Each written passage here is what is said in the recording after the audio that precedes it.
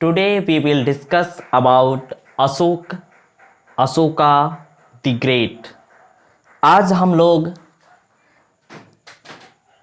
महान सम्राट अशोक की बात करने जा रहे हैं, जिसका काल जो है वह 272 ईसा पूर्व से लेकर 232 ईसा पूर्व तक का समय इसके काल का होता है। अगर भारत के महानतम शासकों की बात की जाए और उसमें अशोक का नाम ना लिया जाए तो हमें लगता है कि महान शासकों की बातों का जिक्र ही बेकार हो जाएगा।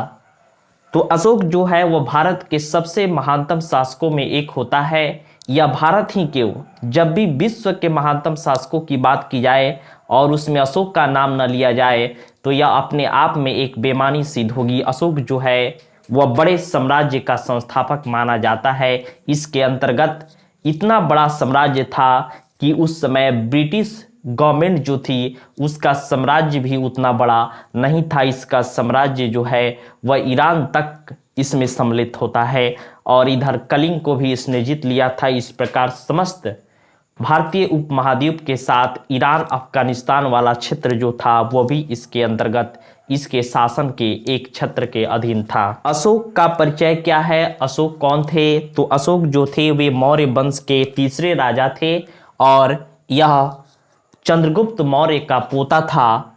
इसके पिता जो थे वे बिंदुसार थे और इसकी माता का नाम सुभद्रांगी था और यह बिंदुसार और सुभद्रांगी का पुत्र था जिसका नाम अशोक था। और यह कहा जाता है कि यह अपने सारे भाइयों में छोटा था।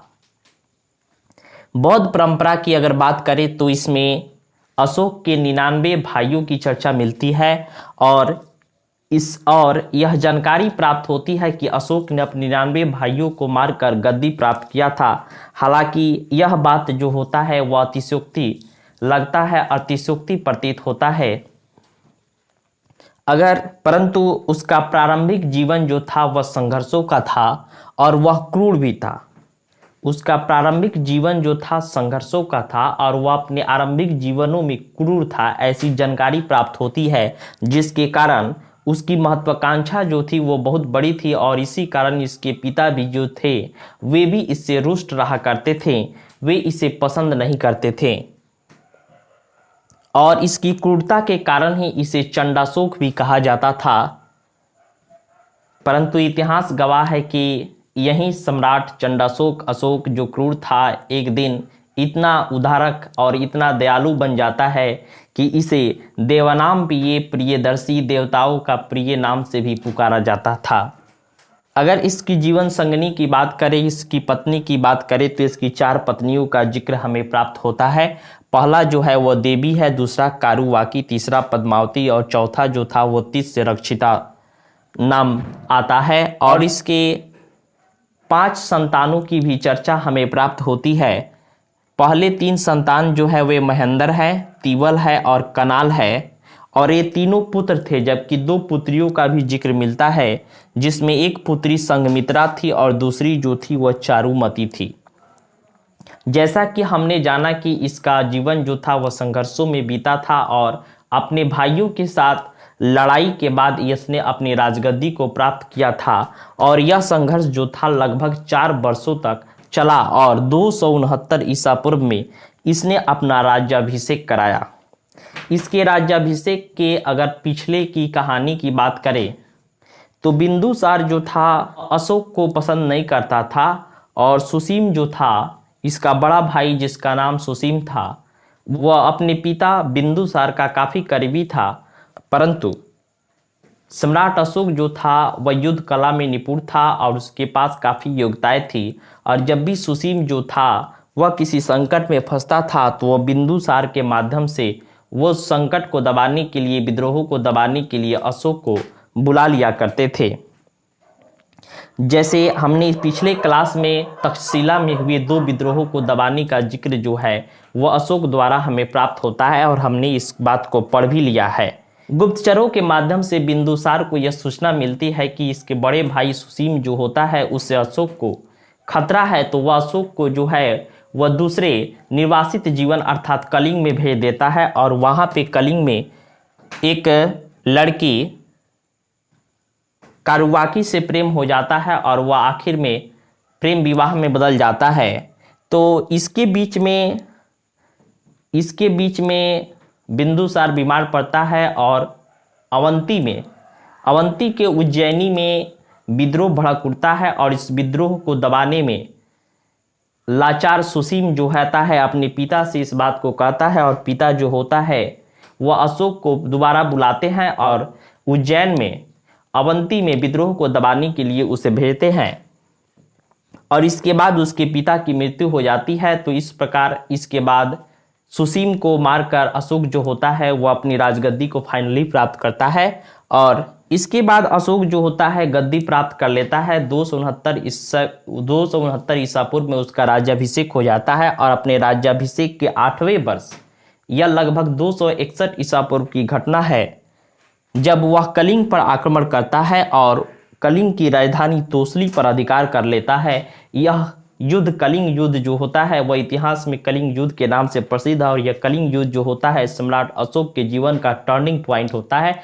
इसके बाद अशोक जो होता है वह पूरी तरह बदल जाता है।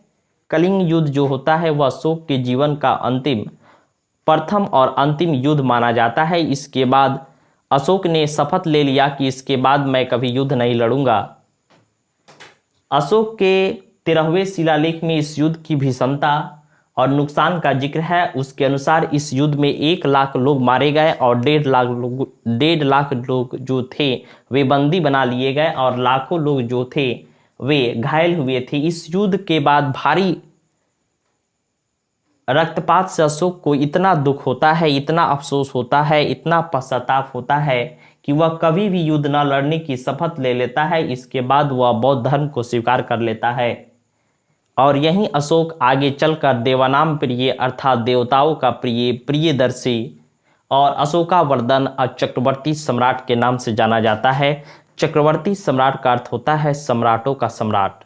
इसके बाद अशोक जो होता है वह बौद्ध धर्म स्वीकार कर लेता है और उपगुप्त नामक बौद्ध भिक्षु ने अशोक को बौद्ध धर्म की दीक्षा दी।